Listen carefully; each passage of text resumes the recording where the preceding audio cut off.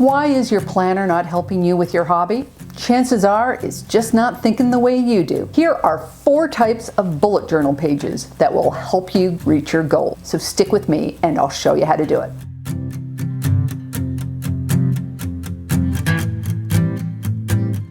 Hi, I'm Karen of Just Get It Done Quilts. I give you tips, tricks, and strategies to help you make the quilts that you want to make. It's 2020, it's a new year, it's a new decade. We're making promises to ourselves. This year is going to be different. We're going to clean up our space, we're going to enter a quilt show, we're going to sew from our stash. We have new plans, we have a new calendar, only to have it all fizzle out by February. Enter the humble bullet journal. This is my second video of a series on bullet journaling for crafters. This particular video is about bullet journal pages that will help you reach your goals. If you know nothing about bullet journaling, you should go back and check out my first video, which I'm going to link here, which is about the bullet journal calendar. I'm also putting a link in the notes and on my blog at justgetitdonequilts.com to all the websites I talk about and all the stationery supplies. So a bullet journal is more than a calendar.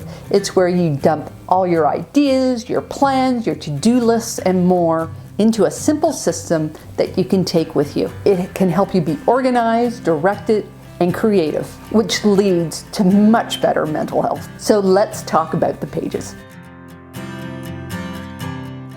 Back in my video on stash management, I spoke about knowing what you have. Well, this is the place to catalog it. And knowing what you have is one of the foundation blocks of goal planning. So one of the most important pages for all crafters of any kind is a list of unfinished projects. Here's my UFO list. It has a title and I have 3 categories. I have seen UFO lists with as many as 7 categories. The choice is up to you. Other things you can log. Pre-cuts like fat quarter bundles, jelly rolls, and layer cakes. Kits you haven't started. Patterns you haven't made, and tools you haven't used. This is where you can keep track of them, because if they're hidden in a drawer, they're out of sight, they're out of mind. The next thing on my hit list are fat quarter bundles.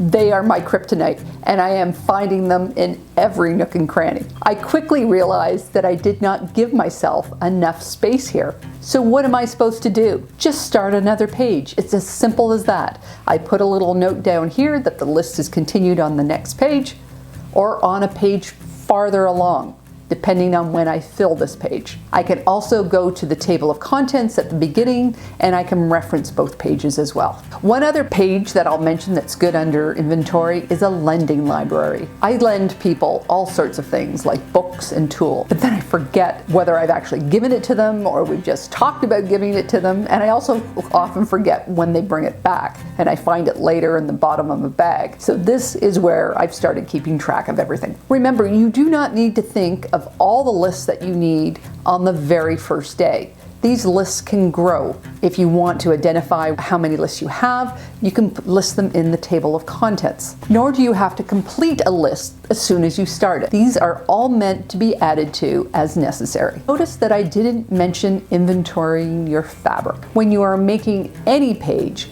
ask yourself the question, what purpose does it serve? In the previous inventory lists, they are going to lead to goals and plans to complete or use. With fabric, I simply have too much to put into a small book like this. And a small swatch of fabric isn't going to tell the whole story of the fabric anyways. Plus, it will take me a minimum 5 years to use up all my fabric if I start it today. And this journal is only meant for 6 to 12 months. So if you want to inventory your fabric, I suggest using a separate journal all on its own. But I still wonder what would be the payoff to take the time and investment to inventory all your fabric. I think it's much easier to take small batches and make lists out of those.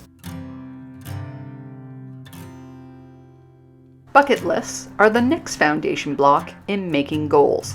Bucket lists are actually very similar to inventory, except you are listing what you want or think you want. Bucket lists are to be added over time, so don't panic if you don't know what to put into it. Very common ones for bullet journals are books to read, movies to see, places to go, restaurants to try. But for crafting, it will be projects to make. I could divide the page into quarters and turn it into sampler quilts, applique quilts, modern quilts, and other. Or you could do children's quilts, big quilts, small projects, and other. But I tend to make this just a very simple list, and I just use it as a brain dump. My bucket list is also saved on Pinterest, and I like to flag Instagram pages. So this is more of a project that I do maybe once a quarter. I just gather in all those ideas and put them on the bucket list. I have started a wish list. These are for large ticket items that I want and need, and I need to save for. I also want to make a bucket list for quilting travel. Last year, a group of friends and I went to Missouri Star Quilt Company in Hamilton, Missouri, and we had an absolutely fabulous time, and we want to do it again. So I'm wanting to think up and have some more quilting adventures. I talked about goal setting in my video on 2019 goal setting. I'm going to put a link to it up here. So now we know what we have, and now we know what we want. Now we can get down to some goal setting and then start a plan. So I start with this goal planning worksheet. Divide up all the facets of your life, write down your goals for each area. Then once you fill in the boxes, then you sit back, and the very first thing that becomes apparent is that there's just not enough time to do it all. So decisions have to be made. You can cull based on what's most important and urgent. We can look for overlaps and combine them, and we can pull back. Once we decide what goals are important or urgent, we can start planning. There are so many goal planning systems out there, but this video is not about the specifics, but about the bullet journal sheets. Whatever layout you choose, make sure it allows you to make it specific, make it measurable, make it attainable, make it relevant, and make it timely. This is a planning layout that I like to use. Its circular format is part mind map, part clock, and I just find it gives me enough space to get down a lot of ideas and intentions.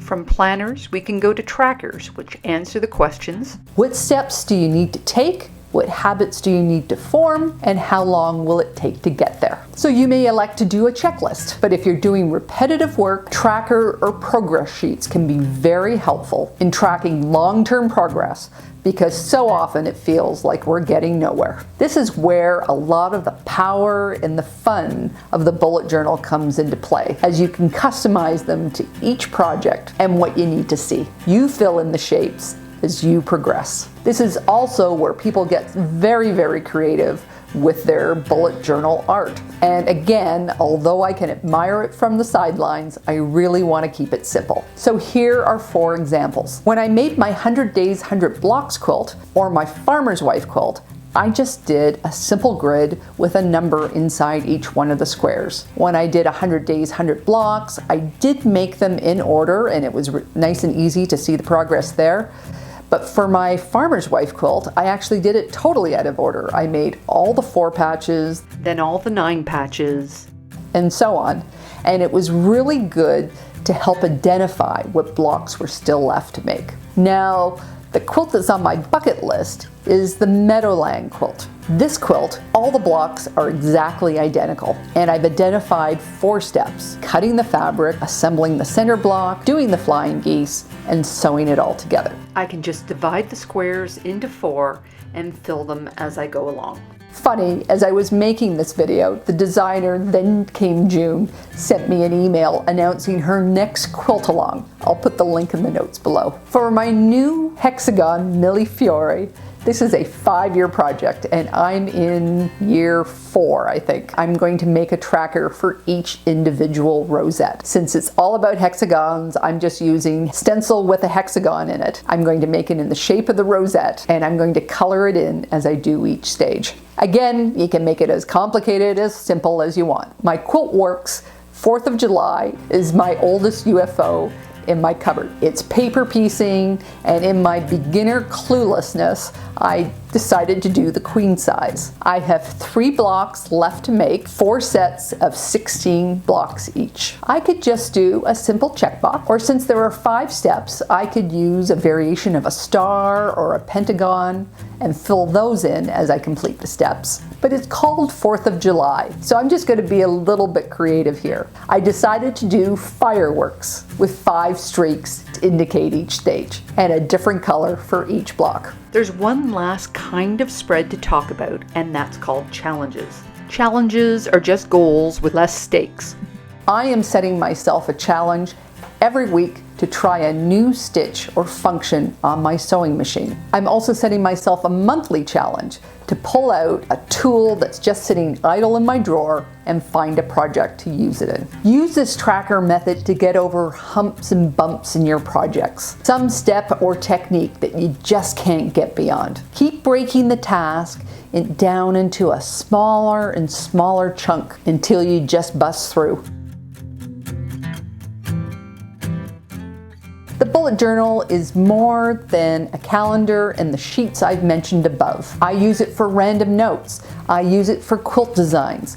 I use it for Zentangles. I know other people that use it to keep track of expenses, birthdays, their period, meal plans, grocery lists, utility bills. But for some of those, I find it simpler to use my phone. The key is to use it for whatever you need it to be. If you design a page that's not working for you, simply start another one or abandon it. And also realize that your needs change over time. What worked last month or last year might be different than this year. Always think of the payoff of the pages, the time that you're investing in making the page versus what the result will bring you. But we are not tracking perfection, we are tracking progress. And I've truly only scratched the surface of bullet journaling here.